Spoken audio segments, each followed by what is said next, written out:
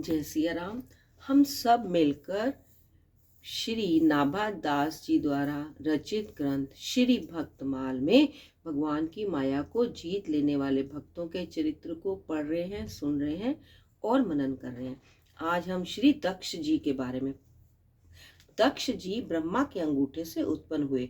स्वयंभू मनु की कन्या प्रसूति दक्ष पत्नी हुई। प्रजापति दक्ष ने क्षीर सागर के उत्तर तट पर स्थित होकर देवी जगदम्बिका को पुत्री के रूप में प्राप्त करने की इच्छा की और उनके प्रत्यक्ष दर्शन की कामना की। अपने हृदय मंदिर में विराजित करके कठिन तप किया। उनकी सात्विक आराधना से संतुष्ट होकर माँ भगवती ने दर्शन देकर पुत्री होने का वचन दिया। साथ में यह भी कह दिया कि यदि कभी मेरे प्रति तुम्हारा आदर भाव घट जाएगा तब मैं उस समय अपने शरीर का त्याग कर अपने स्वरूप में लीन हो जाऊंगी। दक्ष ने यह सोचकर बड़े प्रसन्न हुए कि देवी शिवा मेरी पुत्री होने वाली है। सृष्टि विस्तार ब्रह्मा जी की आज्ञा से दक्ष प्रजापति ने पंचजन्य प्रजापति की अश्वनी नाम की कन्या को पत्नी रूप में स्वीकार कर हेयश संज्ञक 10,000 पुत्र उत्पन्न किए। पिता की आज्ञा से उत्तम सृष्टि के उद्देश्य से वह नारायण सरोवर पर जाकर तप करने लगे। इन्हें अधिकारी जानकर देव ऋषि नारद ने आत्म तत्व का उपदेश दिया। तत्पश्चात दक्ष ने 1,000 और पुत्र उत्पन्न किए, परंतु श्री नारद जी ने इन्हें भी पूर्वतः ही परमार्थ पथ पर पथिक बना दिया। अब की बार दक्ष ने कुपित होकर श्री नारद जी को श्राप दे दिया कि आज से तीनों लोकों में विचरते हुए तुम्हारा पैर कहीं स्थिर नहीं रहेगा। नारद जी ने इसे भगवान की इच्छा मानकर शिरोधार्य कर लिया। श्री दक्ष जी ने प्रसूति के गर्भ से 24 कन्याएं उत्पन्न करके उन्हें उन्होंने बड़ी प्रथम 13 कन्याएं धर्म को ब्याह दी।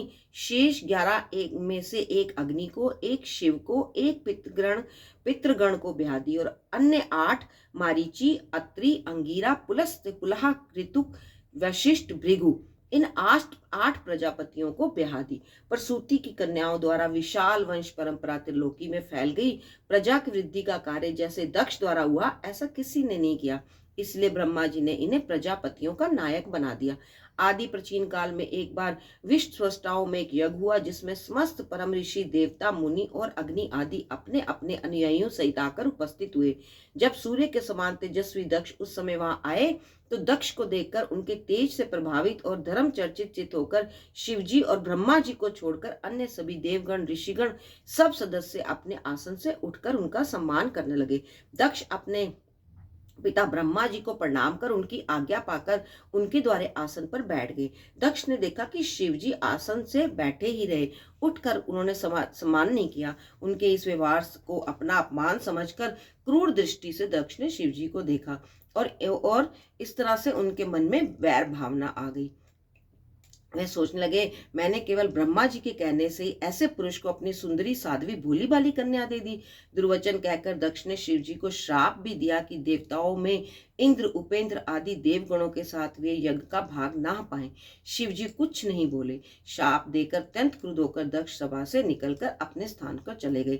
यह जानकर कि दक्ष ने शाप दिया है, नंदीश्वर को बड़ा क्रोध हुआ और उन्होंने दक्ष और अन्य ब्राह्मणों को, जिन्होंने दक्ष के कुवाक्यों का अनुमोदन किया था, घोर प्रति शाप दिया कि यह दक्ष देह अभिमानी है, देह को आत्मा समझता है, अविद्या को विद्या जानता है, विषय सुख वासनाओं में आसक्त होकर कर्म कांड में रत रहता है, अतः यह जड़ पशु है। पशुओं के समान यह स्त्री लंपट हो और इसका मुख शीघ्र बकरे का हो।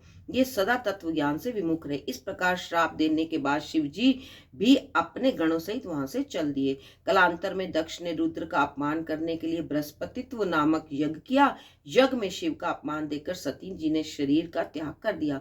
सती के तन त्याग को सुनकर शिव जी के गणों ने दक्ष का यक्ष विध्वंस कर दिया। शिव जी का अपमान करने वाले देवताओं और सदस्यों को समुचित दंड दिया गया। गणनायक वीरभद्र ने दक्ष के सिर को मोड़कर धड़ से अलग कर यज्ञ की दक्षिणा अग्नि में डाल दिया, मानो इससे होम कुंड को पूर्ण होती हो। श्री ब्रह्मा जी की सलाह से सब देवता ब्रह्मा जी को साथ लेकर कैलाश पर गए, स्तुति और प्रार्थना की और भगवान शिव को प्रसन्न किया। उन्होंने कहा, तब भगवान शिव ने कहा, प्रजापति, भगवान की माया से मोहित हुए दक्ष जैसे ना समझो के अपराध की ना तो मैं चर्चा करता हूँ ना याद रखता हूँ। मैं तो केवल समाधान करने के लिए थोड़ा सा मैंने दंड दे दिया। तत्पश्चात शिव आज्ञा अनुसार दक्ष के धड़ से बकरे का सिर जोड़ दिया। शिव जी की कृपा से दक्ष सोकर जागे हुए ऐसे उठ गए।